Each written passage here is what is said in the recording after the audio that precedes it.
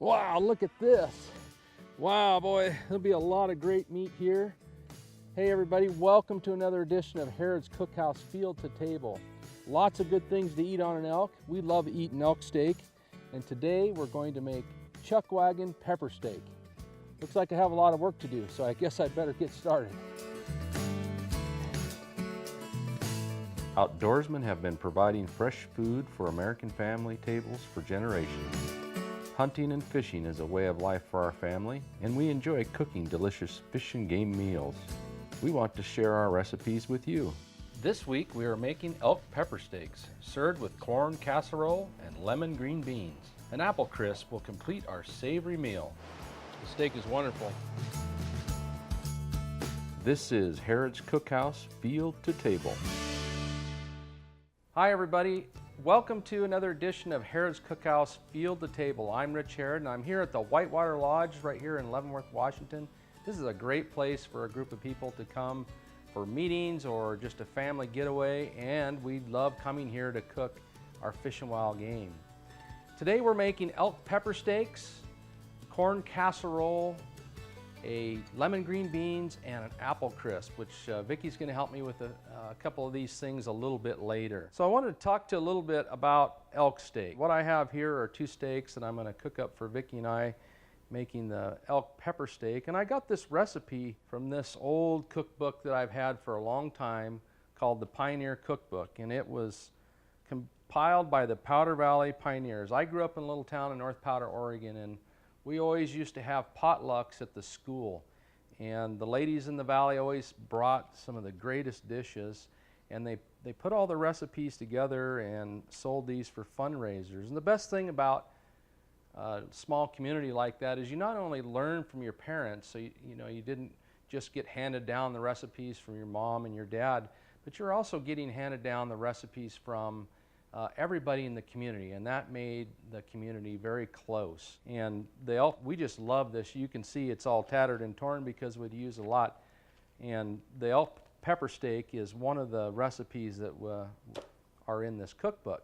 I want to talk to you a little bit about the cut of meat that I have here. And if you go online, you can find lots of diagrams of the different parts of an elk and where you can find the different cuts of meat. Essentially what I have would be similar to an outside round. And cutting elk or deer, the tendency is to cut them too thin. So when you cut your steaks, make sure you cut them what seems to be really thick, because they're so lean, and you want to, especially if you like medium rare meat, you want to make sure you have a nice thick piece so that it doesn't get overdone. In order to make the elk pepper steaks, we need a variety of seasonings, and we're going to make a marinade.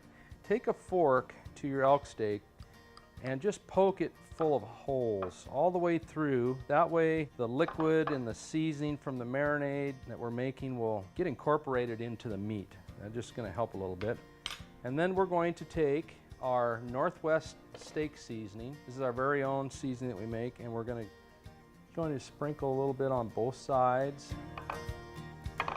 This is how we're going to start. Okay, and then take a plastic sealable bag and we'll place the steaks in there. Here's what you'll need for your marinade: dried onions, thyme, marjoram, crushed bay leaf, white wine vinegar, olive oil, and lemon juice. So I'll just add these dry ingredients. First I'll crush the bay leaf, dump all of these in. And then for our wet ingredients, we have half a cup of olive oil, a cup of white wine vinegar, and then what we want to do is add some lemon juice. I've got a fresh lemon here. I'm just going to cut that in half, put it in the old squeezer.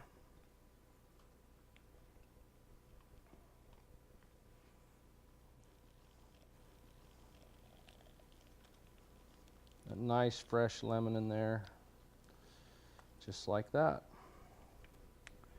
Okay, then we'll just zip this up, get all the air out of there, and give it a little knead, just like that. Now you're probably wondering, well, what about pepper of the pepper steak?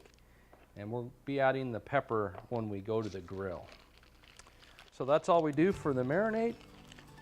And we'll stick that in the fridge and it'll be ready to go in a couple hours.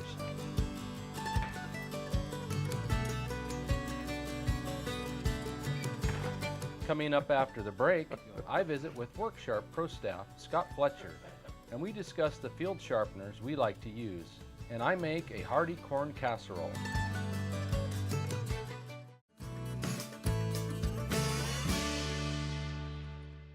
Harrod's Cookhouse Field to Table is brought to you by Work Sharp, Micklich, Harrod Outdoors online store.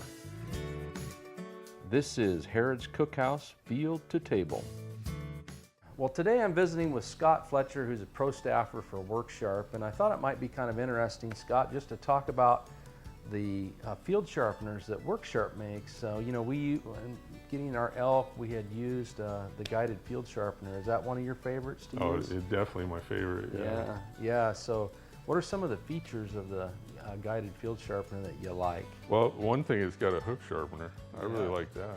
Yeah, that's the nice thing. It has an angle guide, so as long as you hold that angle, you're going to get real sharp. That's kind of the key to a real sharp knife, isn't it? Is to have that consistent angle every time. Yep. What's the angle on that one? 20 degrees. So for most of your hunting knives or fishing knives, that's a really good angle to fillet use. knives. Yeah. Little story, last Friday I was down fishing Hanford Reach. Yeah. A couple friends, and we were getting stuff ready to put in the boat, and so he had a Bubba blade sitting there. And there's kind of a misconception that Bubba blades can't be sharpened. So I grabbed that one to throw in the boat, and he's like, no, that one's bad, don't grab that one. I said, well, let me see it for a sec. Yeah. So I pulled out my field sharpener, hit it with a course. I hit it 5 times on each side on the course. Yeah. Then I did 5 times each side on the fine. Then on the ceramic, hit that 5 times, and then hit the back strap. And then I did it 5 more times, went through the whole thing. And when I gave it back to him, he said, this thing's sharper than when I bought it. Yeah. Are you kidding me? Yeah, well, it worked. It works really good, and the nice thing about guided field sharpener is that it's pretty lightweight, isn't it? Oh yeah. You can just take it everywhere. I always have one in my pocket. Yeah, I know. And Work Sharp just came out with another field sharpener that's even lighter. Oh yeah. What do they got there? That one is extremely light. The old pocket knife sharpener, huh? Oh yeah. So now I always have both of these with me. But that's my favorite, but that one is really nice. Yeah, and and for backcountry hunting and stuff, when you're concerned about a lot of weight, I mean, you can't beat the pocket knife sharpener, can you? It's just so lightweight. If you just need to sharpen something real quick, tune something up, that's great.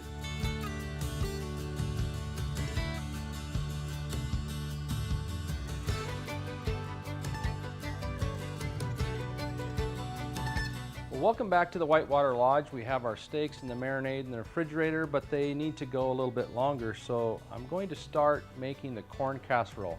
Here are the ingredients that you'll need. Fresh corn on the cob, creamed corn, corn muffin mix, sour cream, melted butter. We're going to use 3 ears of corn. We're going to cut the kernels off, but before I do that, I want to make sure my knife is nice and sharp with the Work Sharp knife sharpener.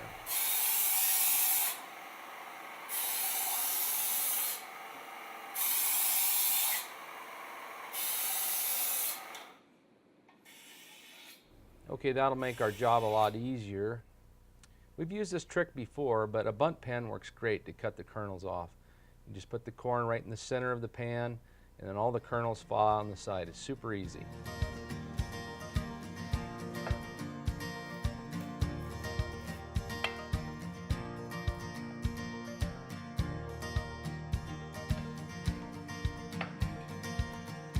Okay, looks like I have a little bit more to go here. Oh, that'll probably do. Well, that's slick.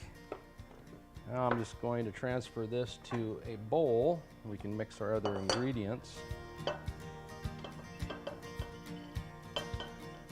Oh, that corn smells great. It's going to be delicious. Okay, now we'll add the creamed corn.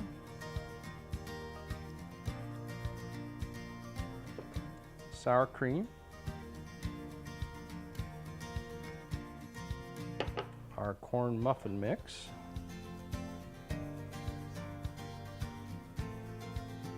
and then melted butter. And then we're going to mix this all together.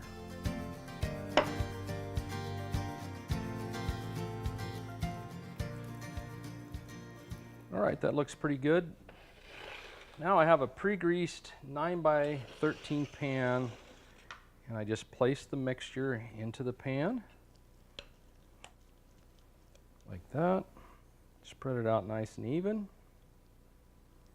And then this is going to go in a preheated oven at 350 degrees for 45 minutes. And 10 minutes before it's done, I'm going to pull it out and put some grated cheese over the top. Man, this is going to be a hearty meal. Coming up next, Vicki makes lemon green beans and starts making her apple crisp. And make a great top.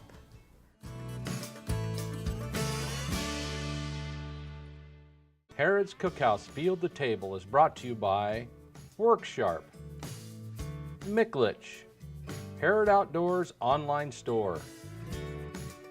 This is Harrod's Cookhouse Field to Table.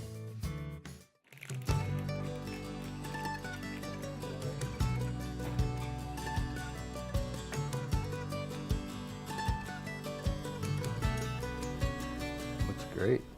Back in.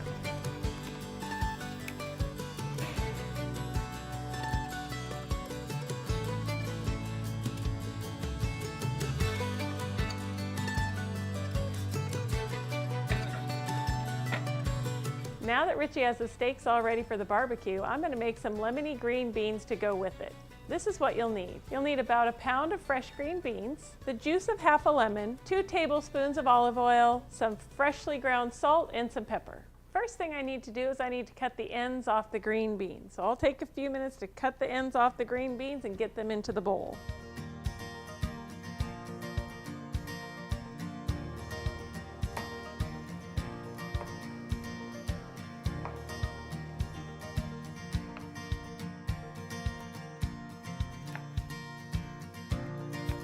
Okay, now that I have my green beans in the bowl, I'm going to add the juice of about a half of a lemon. I'm just going to squeeze that right in there. Make sure I don't get the seeds.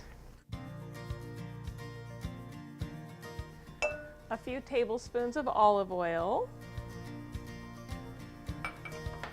Some black pepper. And then some salt. And then what I just do is I just mix it up real good with my hands. And then I put them onto a baking dish, flat baking dish, spread them out so they're in a single layer. Then I put them into my preheated oven at 425 degrees, and they'll be in there for about 10 to 15 minutes.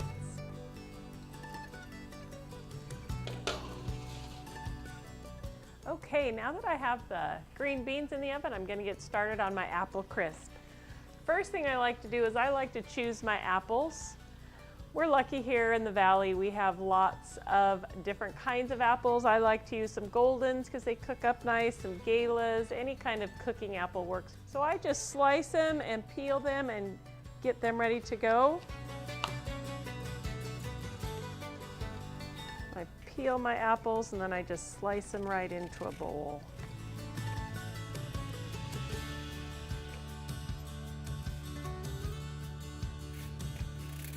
I can kind of start to smell my green beans. I better get those out of the oven as soon as I get this last piece of apple cut up. Great. Oh yeah, those look great. And here's what you'll need for the rest of the apple crisp.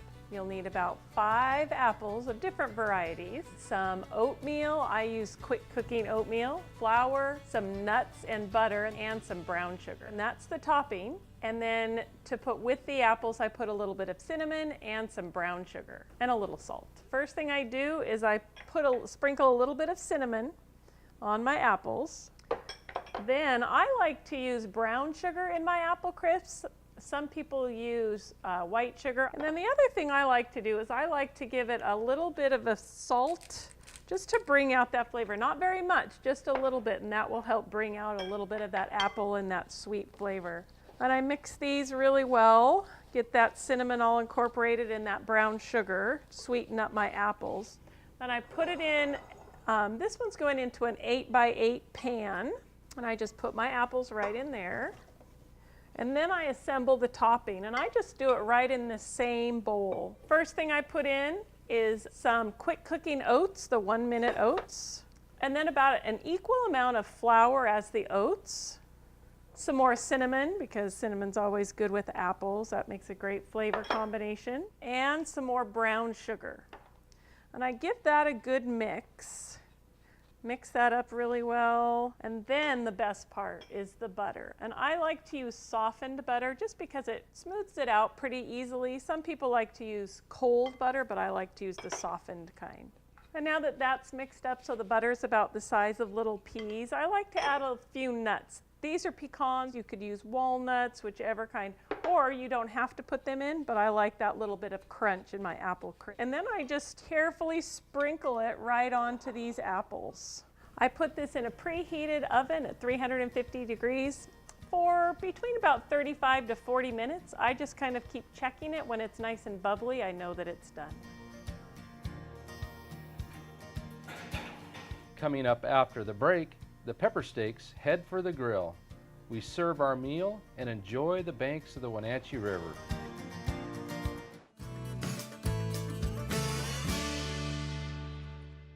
Harrod's Cookhouse Field to Table is brought to you by Worksharp, Micklich, Harrod Outdoors online store. This is Harrod's Cookhouse Field to Table.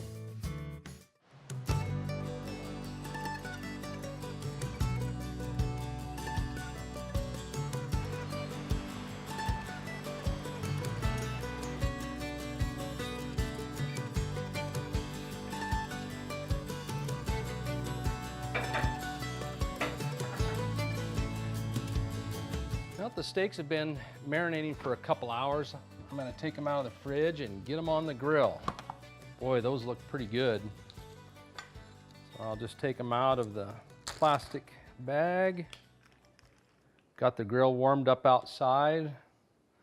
Boy, those look wonderful. Perfect. I just need my pepper, and away we go. That's my pepper. All right, these smell wonderful. Got the grill all warmed up here. Actually, I'm going to turn it down just a little as we get going. So it's real important with wild game especially that you don't overcook it. And on a gas grill especially, it can get really hot, really fast. And so we want 3 to 4 minutes aside. Now, remember, these are pepper steaks. So we are going to add our pepper at this point.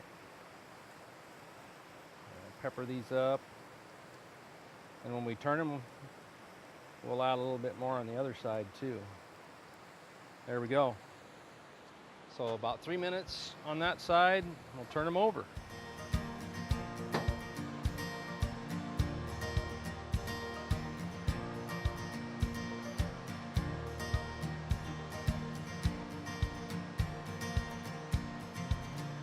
All right, it's been about 3 minutes. So let's take a look. Oh yeah, you can see how it sticks on these grills. So we'll just turn it. It's nice grill marks. There we go. We'll go about 4 minutes on that side and they'll be ready.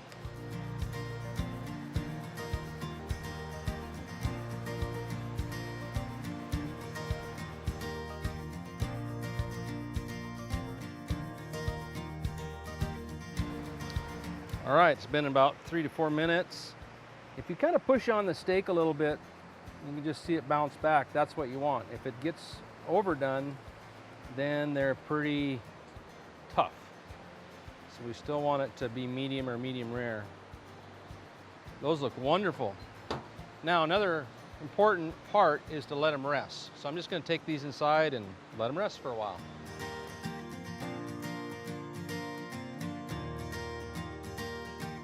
Okay, so the steaks have rested for a little bit, and I'm gonna slice these kind of like on an angle, and then we'll just put them on the plate like that. And these steaks are so tender. I have this wonderfully sharp knife I got from my good friends down at Work Sharp, and man, it doesn't take much. Look at that. Perfectly done, and it smells so good. That smells good. Doesn't that smell good? Mm-hmm. I'll get some of this nice corn casserole and these green beans on the plate, and then we'll eat. Yum. All smells so good. You know, just cooking together as a family is something that we really enjoyed doing, and always really like looking back on the hunts that we had and looking forward to this moment and how enjoyable it's going to be. Nice. Yep. You can shoot. Yeah, good job. Elk hunting is one of the most challenging endeavors for an outdoorsman. But sharing a delicious elk steak with family always makes the hard work rewarding. Well, those old Pioneer cookbook recipes are great. How's the corn casserole? That corn is so good. Is that good? Oh my gosh, yes.